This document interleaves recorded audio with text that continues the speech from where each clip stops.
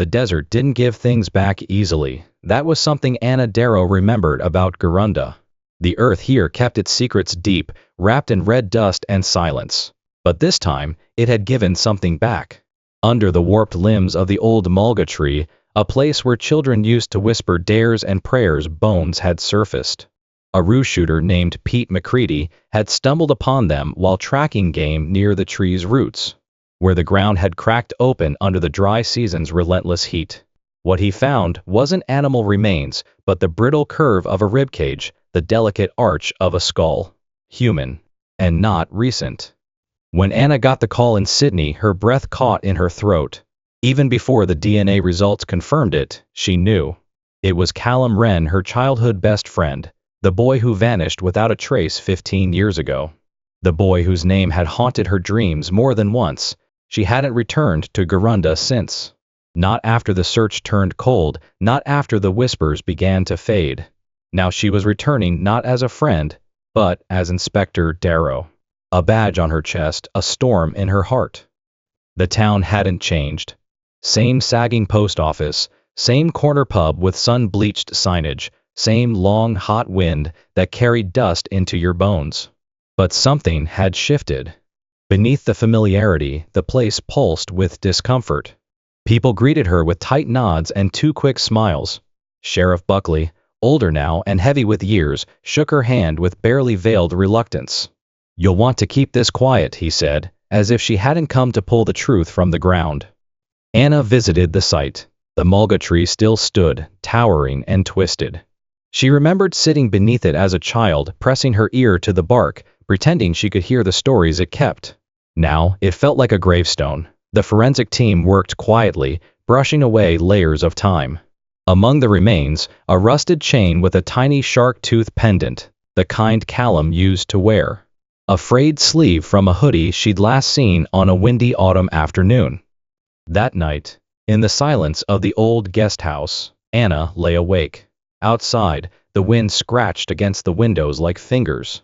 Her thoughts circled Callum's laugh, the way he used to run ahead on the trail, the promise they made to always tell each other everything. And yet something had gone unsaid. Something had gone wrong. And now, standing at the edge of an old mystery, Anna felt the weight of the town pressing in on her. Not just grief, not just memory. It was the feeling that someone didn't want the truth found. But Gurrundah had stirred its ghosts. And Anna had come back to hear them speak. The morning after the discovery, the outback heat arrived early, merciless and unrelenting, as if trying to erase what had been found beneath the mulga tree. Anna walked through the town with a quiet determination, the weight of memory and duty pulling equal on her shoulders. She started where everything once began, Gurrundah Primary. It had long been shut down, its windows shattered by storms or time, its walls bleached to gray. But the desk was still there, second row, third from the front. Their desk. She knelt beside it, brushing her fingers across the initials carved in deep lines, CR+AD. Callum had etched them when they were 10, grinning at her as if it were the boldest act of rebellion. Back then, the world was smaller and full of secrets whispered between friends. Now, it was full of silence. Anna began questioning the town's residents, many of them former classmates. Some were cooperative, others standoffish. All gave the same well-rehearsed lines, terrible loss. He was a good boy, hope you find closure. But there was a hollowness in their words, and none could meet her gaze for more than a few seconds. Guilt lived here, she could feel it in the pauses. At the sheriff's office, Buckley handed over the old case file with a grunt and a warning. "You're digging up pain, Anna," he said. "And pain has roots." She ignored him. The file was thin, disturbingly so. There were gaps in the timeline, vague witness statements, and most notably, a missing page from the original report.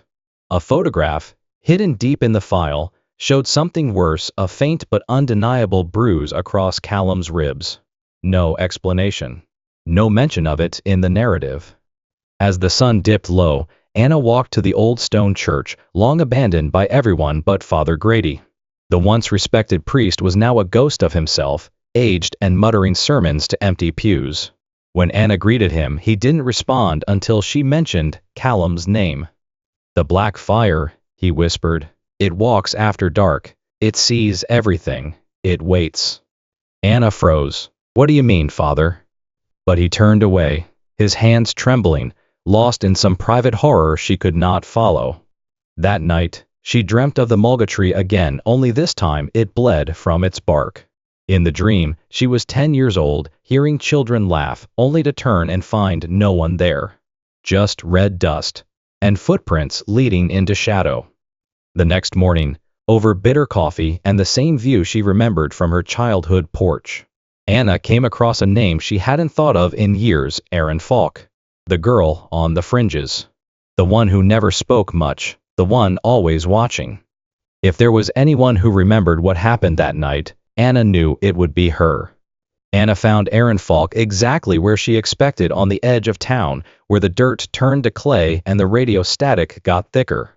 Erin lived in a rust-eaten caravan nestled beside a copse of ghost gums, the windows painted over, and the smell of turpentine heavy in the air. Once the quietest girl in school, Erin had become the town's recluse, barely seen at the general store, known more through rumor than reality. But as Anna stepped inside the caravan, it was clear Erin hadn't stopped seeing everything.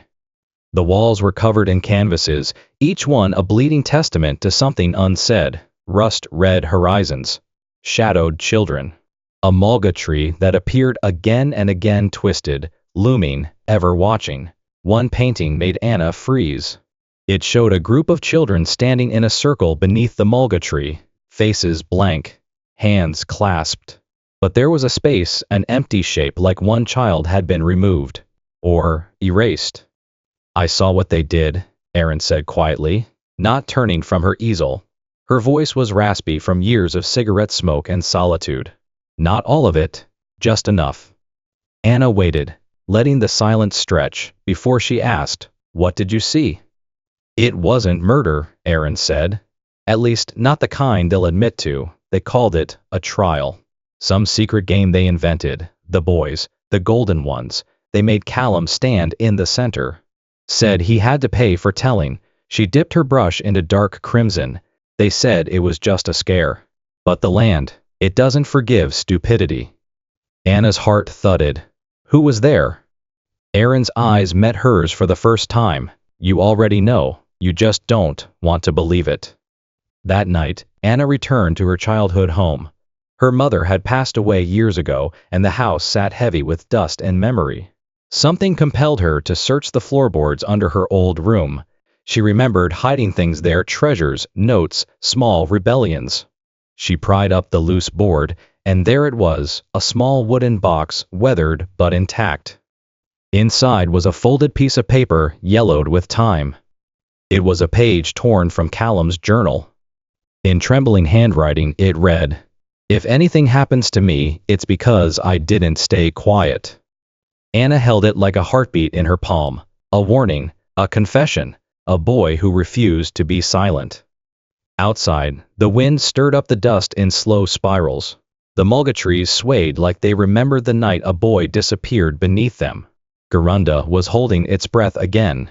But this time, Anna wasn't the girl who would stay quiet. This time, she was ready to make the town speak. The truth was in the margins now, half whispers, unfinished journal pages, smeared paint on canvas, but it was enough. Anna had a name, then 2, then 4. The boys Callum once called friends, now the town's respectable men: a school principal, a councilman, the mayor. Dean Croft, slick in public but pale when she said the word journal. Sheriff Buckley, a fixture of Gurrundah, kept warning her, "You don't understand how this place works, Anna. Let the past stay buried." His voice cracked when he said it. She realized it wasn't a threat. It was fear. But Anna had come too far to flinch now. The town pushed back.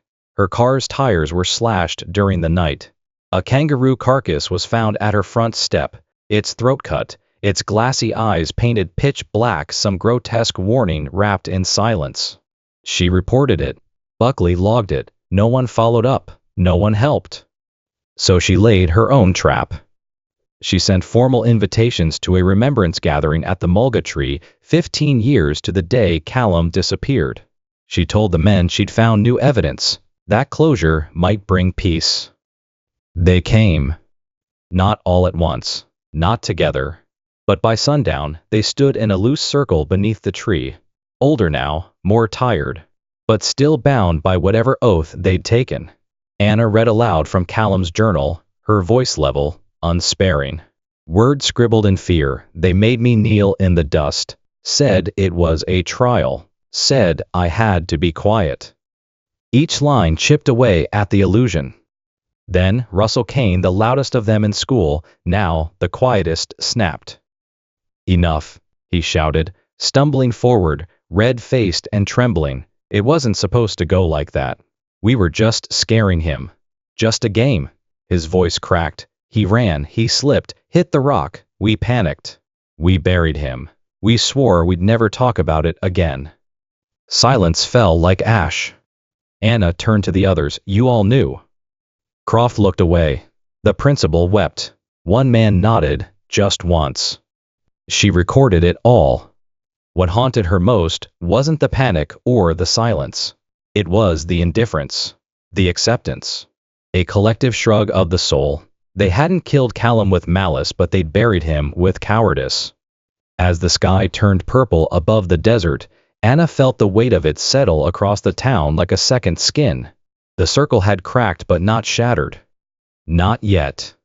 She walked back to her car with Callum's journal pressed to her chest. Tomorrow, she would write her report. Tonight, she would stand under the stars and whisper his name, because someone had to. The morning after the confrontation at the mulga tree, Gurrundah woke to something it hadn't felt in years: movement. Not noise, not protest, but a shifting.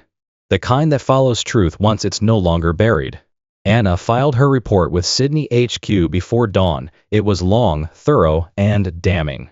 By noon, state investigators were en route. By evening, the first arrests were made. Sheriff Buckley retired without ceremony. He packed his things and drove out before sunrise, leaving only a rusting badge and a silence thicker than guilt. The other men, Dean Croft, Russell Kane, and 2 more were brought in under quiet murmurs. No handcuffs in public, no headlines, just eyes peeking through blinds and whispers on verandas. The town responded not with anger, but distance. The butcher stopped making small talk. Her old classmates looked past her like she'd become part of the dust. Even those who had always liked Callum seemed afraid to thank her, as if gratitude might make them guilty too. But Anna hadn't come back for thanks. She returned once more to the mulga tree, alone. The air was strange, too still for summer. The earth beneath the tree had been disturbed again. Not by police, but by someone else. A smooth stone lay there now. Callum's name carved into it, simple and final. Callum Renn, 1990–2010. We remember. It wasn't enough, but it was something. Then, as if cued by breath held too long, the sky opened. Raindrops tapped her shoulders, soft at first, then steady. For the first time in years, Gurrundah felt rain. The red soil darkened, drinking in the water like an animal long starved. The scent of it, wet earth and eucalyptus, was so vivid, it made Anna close her eyes. She crouched and placed her palm on the stone. "I'm sorry," she whispered. "It took too long." She stayed there until the dust turned to clay and the wind shifted west. No prayers, no speeches. Just the sound of rain where silence used to live. By the time she drove out of town, the road behind her was slick and glistening, the storm clouds receding in her rearview mirror. She didn't look back. Some towns don't need saving. Some truths aren't meant to comfort. But they deserve to be known. And sometimes that's enough.